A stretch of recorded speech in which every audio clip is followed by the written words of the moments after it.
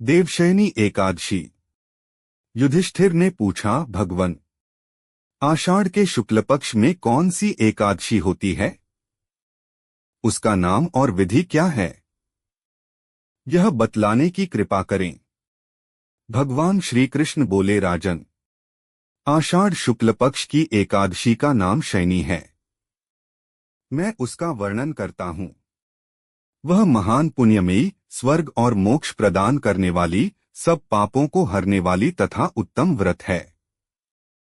आषाढ़ शुक्ल पक्ष में शयनी एकादशी के दिन जिन्होंने कमल पुष्प से कमल लोचन भगवान विष्णु का पूजन तथा एकादशी का उत्तम व्रत किया है, उन्होंने तीनों लोकों और तीनों सनातन देवताओं का पूजन कर लिया। हरिशनी एकादशी के दिन मेरा एक स्वरूप राजा बलि के यहाँ रहता है और दूसरा क्षीरसागर में शेषनाग की शैया पर तब तक शयन करता है जब तक आगामी कार्तिक की एकादशी नहीं आ जाती, अर्थात आषाढ़ शुक्ल पक्ष की एकादशी से लेकर कार्तिक शुक्ल एकादशी तक मनुष्य को भली भांति धर्म का आचरण करना चाहिए।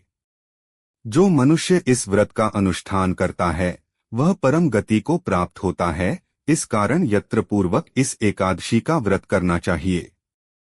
एकादशी की रात में जागरण करके शंख, चक्र और गदा धारण करने वाले भगवान विष्णु की भक्तिपूर्वक पूजा करनी चाहिए। ऐसा करने वाले पुरुष के पुण्य की गणना करने में चतुर्मुख ब्रह्मा जी भी असमर्थ हैं। राजन, जो इस प्रकार भोग और मोक्ष प्रदान करने वाले सर्वपापहारी एकादशी के उत्तम व्रत का पालन करता है, वह जाति का चांडाल होने पर भी संसार में सदा मेरा प्रिय रहने वाला है। जो मनुष्य दीपदान, पलाश के पत्ते पर भोजन और व्रत करते हुए चौमासा व्यतीत करते हैं, वे मेरे प्रिय हैं। चौमासे में भगवान विष्णु सोए रहते हैं, इसलिए मनुष्य को भूमि पर शयन करना चाहिए।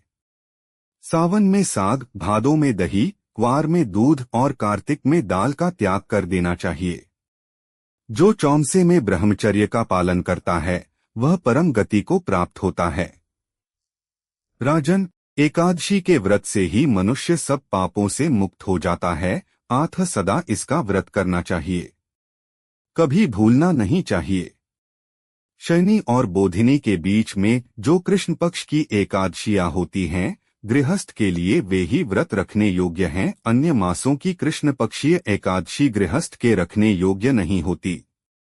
शुक्ल पक्ष की सभी एकादशी करनी चाहिए।